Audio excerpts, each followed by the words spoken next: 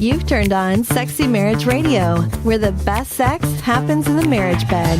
Here's your host, Dr. Corey Allen.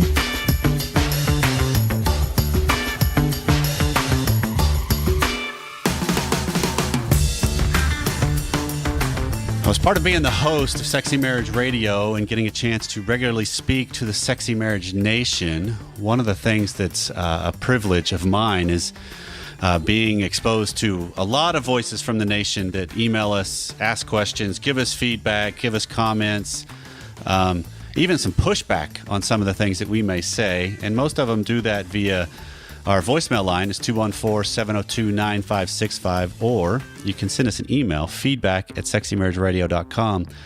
But the other exciting thing I get to do by being the host of this whole project that's been going on for 6.5 years now is come alongside other people in the field, other voices, other thought leaders, other things that have other people that are just making an impact. And that's where we're going to go today. Where I'm going to have a chance to interview and talk through with Steve Ng. And if you don't know who he is a marriage and family therapist, been practicing for 30 years, living in the Reno, Nevada area. And the stuff I've been exposed to of Steve's is you can tell he is engaged in what he does, and he loves what he does.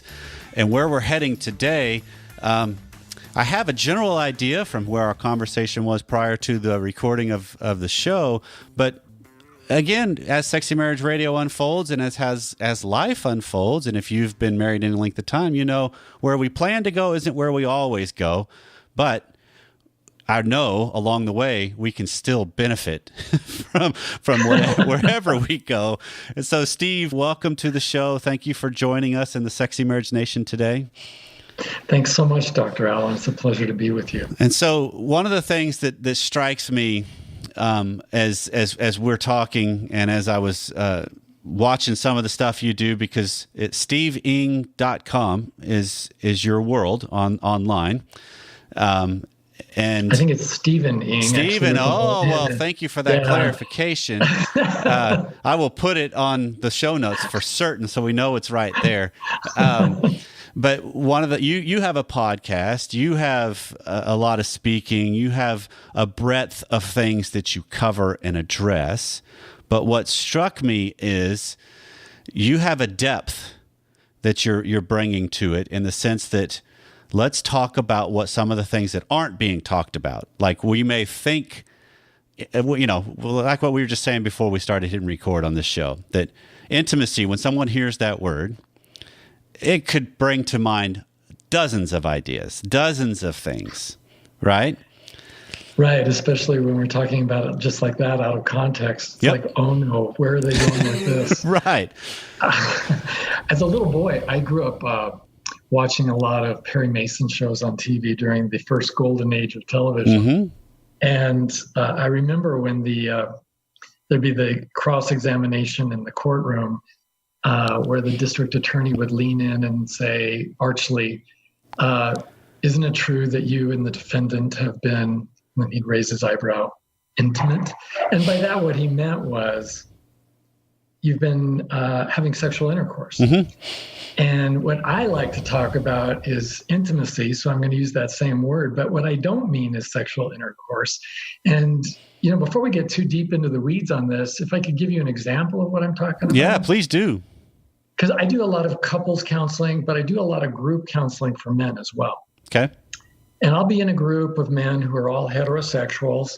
We're going to be sitting and talking, and some guy, after he becomes relatively safe in the group, he'll make a disclosure. It's a very, very personal nature about his sexuality, about his sexual fantasies, about his sexual history, perhaps, maybe even some of his current struggles or thoughts.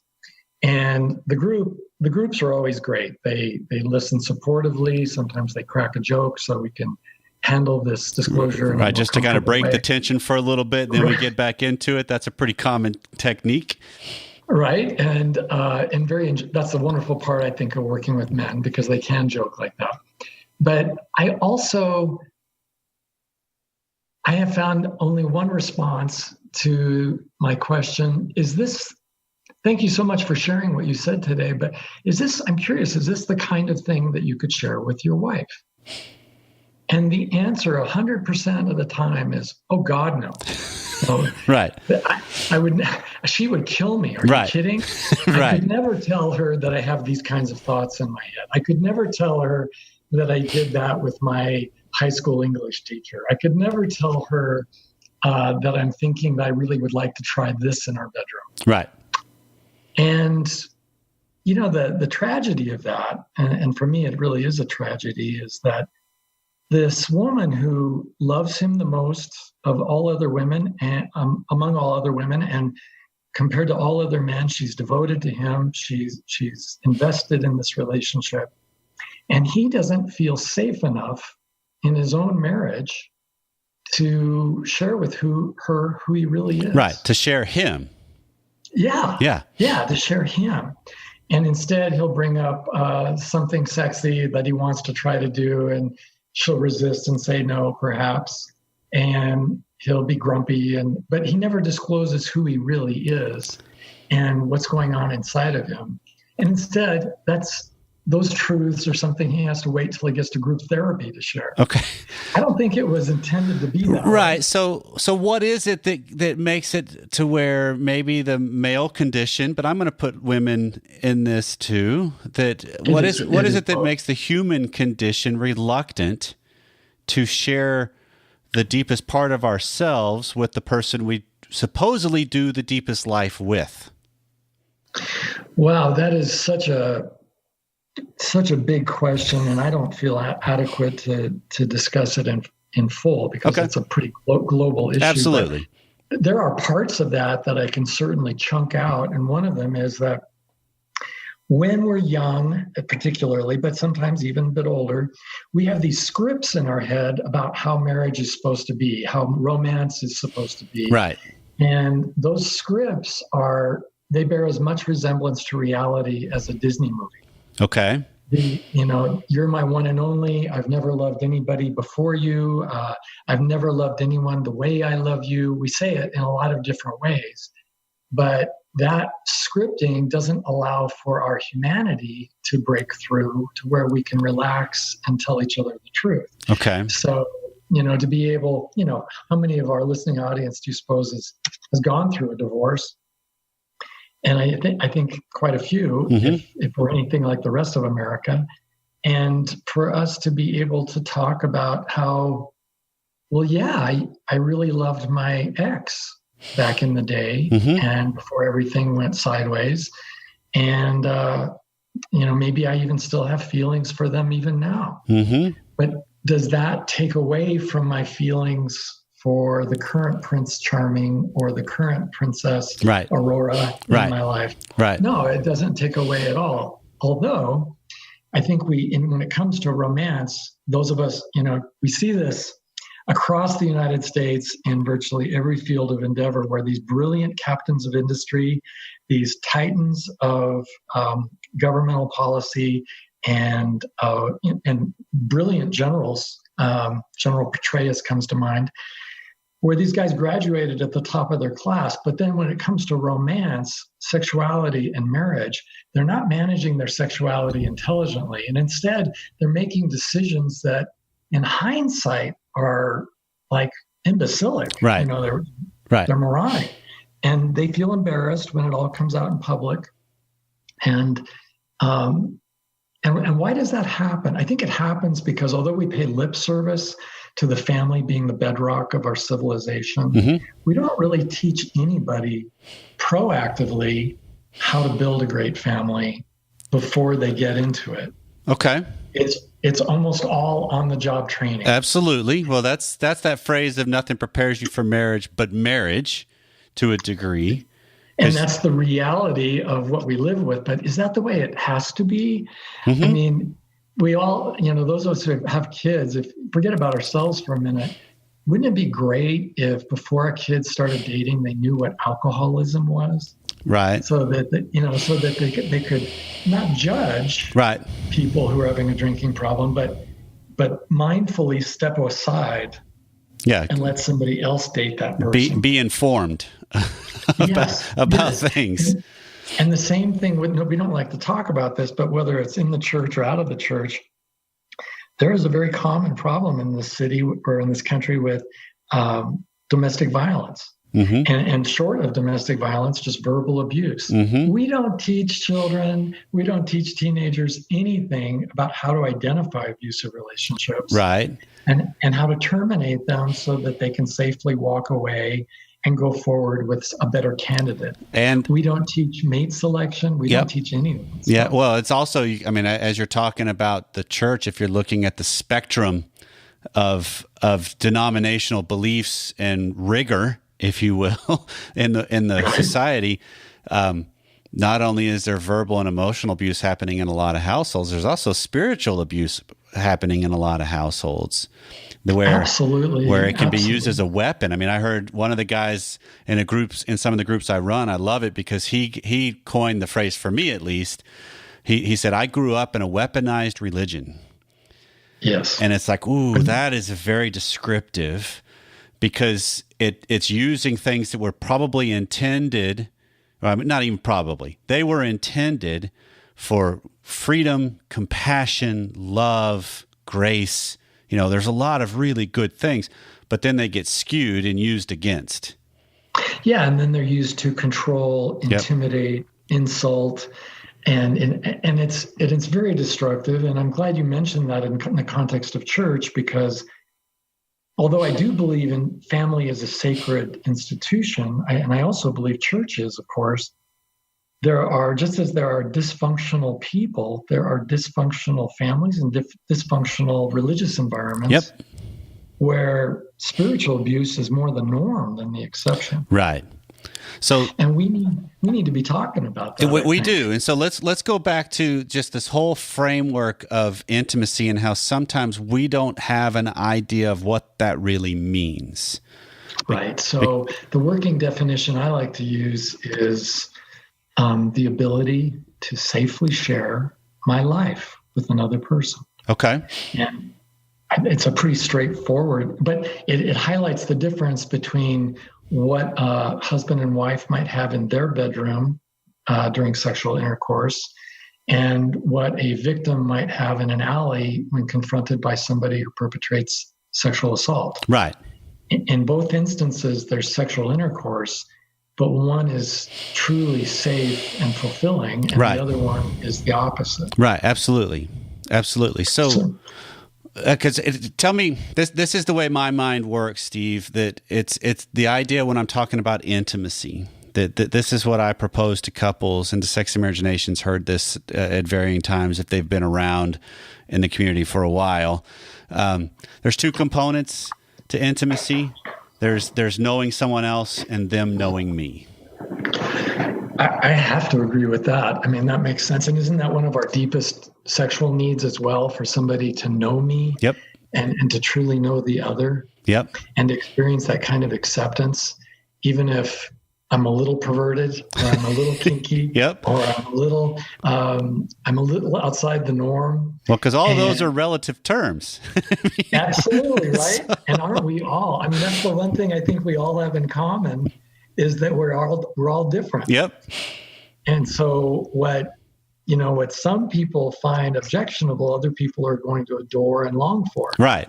And the question is, if we could communicate about that, instead of communicating and instead of having real intimacy, what we often do, and you're seeing this in our national conversation on consent, is we basically teach our boys how to obtain consent by Braille as they lean in and start touching a girl, say at 7th grade, 8th grade. They put an arm around her shoulder without asking, or take her hand without any discussion of that. Right. And there's no discussion. And if she allows me, because inside of herself, she doesn't want me to feel bad, and so she's protecting my feelings. Right. And I'm thinking, I've got a green light, and this is really welcome contact. Right. She's enjoying this, when that may not be true at Absolutely. Because there's stuff going on under the surface that she's not revealing and he's not revealing and confronting. So it is that idea of how do I address something with better footing, with more of me, because in the analogy I think of, where if intimacy is knowing someone else and them knowing me, what I find far too often is we rest too much of the percentage on knowing someone else. I want to know more of you rather than you knowing me, because I already know me, and some of what I know of me scares even me. Right? So if I reveal that to you, there's no guarantee you stay around. And so I'll just shift it to, I'd rather know more. Tell me more about you. How was your day? And I mean, so don't we like to hit this level of, it's almost surface, maybe it's slightly below, but it leads to me, the idea of the groups that you're talking about, where the men would say, oh no, I could never share that. Right. And what we really want, I mean, if you ask any of us before we get married, would you want the sort of marriage where your mate censors himself, or do you want the sort of mate or the sort of marriage where your mate feels comfortable revealing who they really are? Mm-hmm. And we all would choose the latter. Absolutely. The former, right? But then they share something of who they are, and we say something like, you shouldn't feel that way. Or, yep.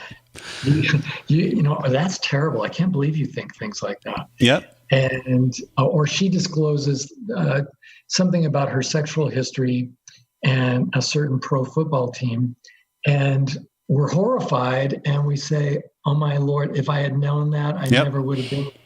And instead of just looking at this as a big win, because finally, I'm being given the gift of truth. Right. The gift of disclosure. Yeah. The gift of them. Yes.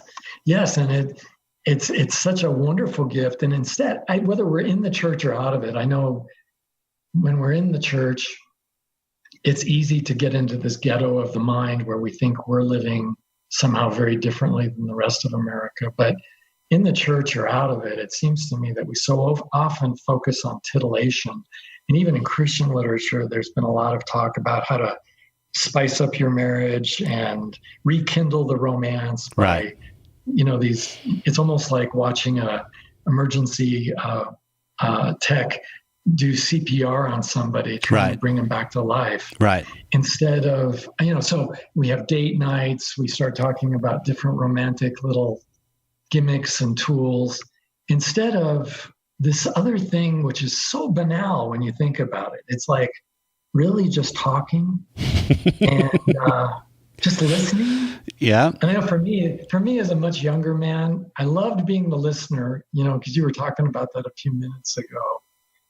And I loved being the listener because it gave me all the control. Yep. I didn't have to disclose anything of who I was. Mm-hmm. And I didn't even have to listen. I could just make mewling, sympathetic noises once in a while. And you come across looking really good too, right? Because it's like he listens and he's engaged, but it's still not necessarily all of you. Right. And it's not intimacy. Right. It's not intimacy. It's as intimate as a Catholic confessional where the parishioner is giving up all of the confessions, but the priest is really saying nothing. Right. Okay. So what you're describing then is getting to a level of life, because I got to assume from where the stance you're taking, this is beyond just the way we do relationship and do marriage. It's also kind of how this is going to spill over into other areas of my life too. Oh, yeah. It's got to be a philosophy of life. Okay. And really it's founded on our faith, like love, love one another. Yep. As I have loved you. Yep. And when did he start loving us? After we got all clean and gave up smoking, swearing? No, from the very beginning. Right. From the very beginning. So learning to be more like God in that way, I think, is what we're called to do. Okay. And with each other, we have a chance to practice that. And, another like small example would be a couple just having, I mentioned historical intimacy a minute ago with her disclosure about some sexual experience in her past, but even disclosing something fiscally, about talking about finances. That's not one of the number one reasons couples break up is money matters. Right.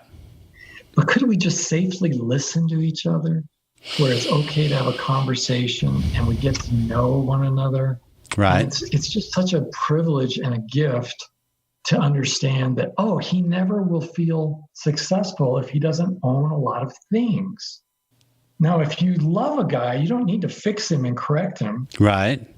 And tell him you shouldn't think that, but to say, wow, that is so interesting, and tell me more. Okay. Or I mean, because what comes to my mind is, oh, now our years together are beginning to make a little more sense. Yeah, exactly.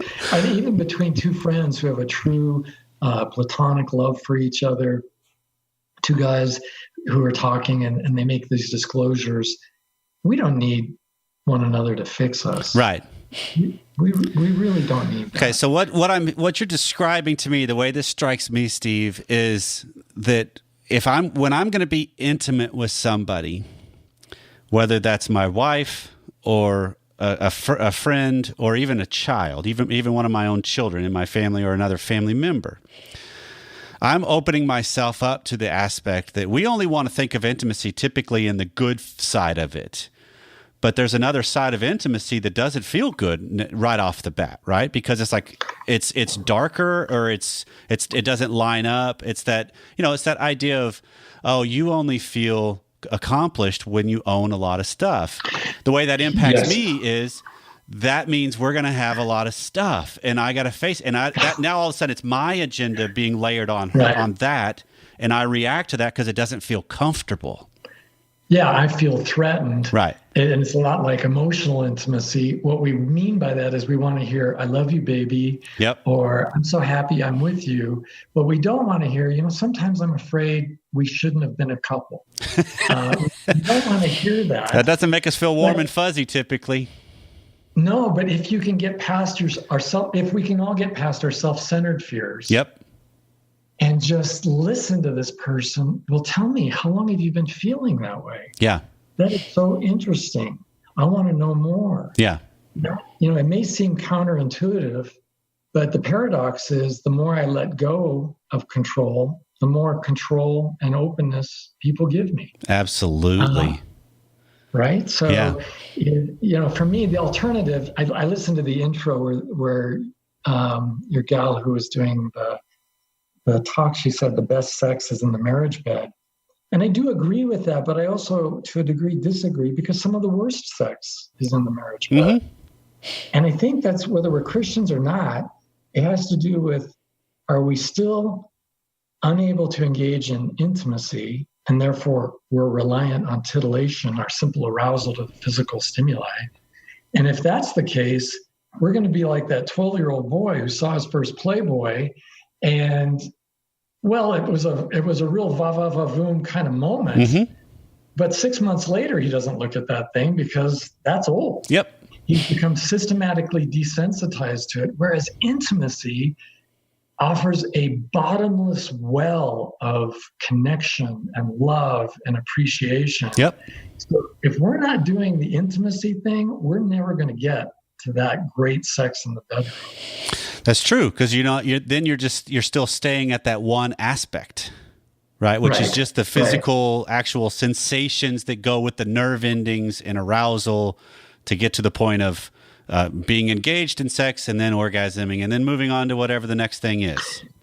Right, and that sort of reliance on passion. It's not like passion is the enemy, but passion was really just a stepping stone to getting us to where we were in an increasingly intimate relationship. Right. And it felt safer and safer to open up to who I am. So my friends and my wife know my fears. They know my petty idiosyncrasies, my pet peeves that I'm embarrassed about, I don't like to tell people about. Right. And some of my really embarrassing habits. So that's the joy of being known. Yeah. And okay. So what I think of, and tell me, as we kind of wrap this up, tell me if I'm kind of putting it a nice little bow on the depth of this conversation. Okay. One of the authors I love is Donald Miller, and he makes a comment in one of his books or in one of the talks I was listening to that as an author, you really are giving yourself to your audience. So you're giving them ammo to use on you, if you think about it, right? That's marriage too. That if I'm intimate with somebody, I'm giving them myself, which they can use against me if they want, or they don't, and that's what creates more of that safety. That's what creates, it seems like from what you're saying, that's what starts to create an environment of, I recognize I get in my own way because I'm reluctant to share, but my partner plays a role because of the way they respond, and either shut it down, demonstrate they're not willing to go there, or give room to see where it leads, and then in turn create something deeper. I couldn't agree more. Okay. That's a very succinct way of saying it. And of course, that's the devil is in the details. So, as with most things. Right. And the sad thing, unfortunately, again, is we all seem to wait until after marriage to begin this sort of conversation, when we could be conducting an intentional interview in the early days of the romance. Yes, we could. Yes, we could. And so I think that leads us to where to learn more about this, and how do you give people, how do they find you? Well, people can find me and my on the web store at stephening.com. Pretty easy to remember. That is. Well, Stephen, I have to say thank you very much for being part of Sexy Marriage Nation today and riding along, leading us down. It's my pleasure. And, I don't know if you've seen it, but I want to recommend my TEDx talk. And if people just go to YouTube, they can go ahead and enter my name, and it's the first thing that comes up. Perfect, yes. What's your magic sex number? Okay, well, I'm intrigued, and I would imagine Sexy Marriage Nation is too. Well, this has been Sexy Marriage Radio. Wherever you are, whatever you've been doing, thanks for taking a little bit of time out of your day to spend it with us. We'll see you next time.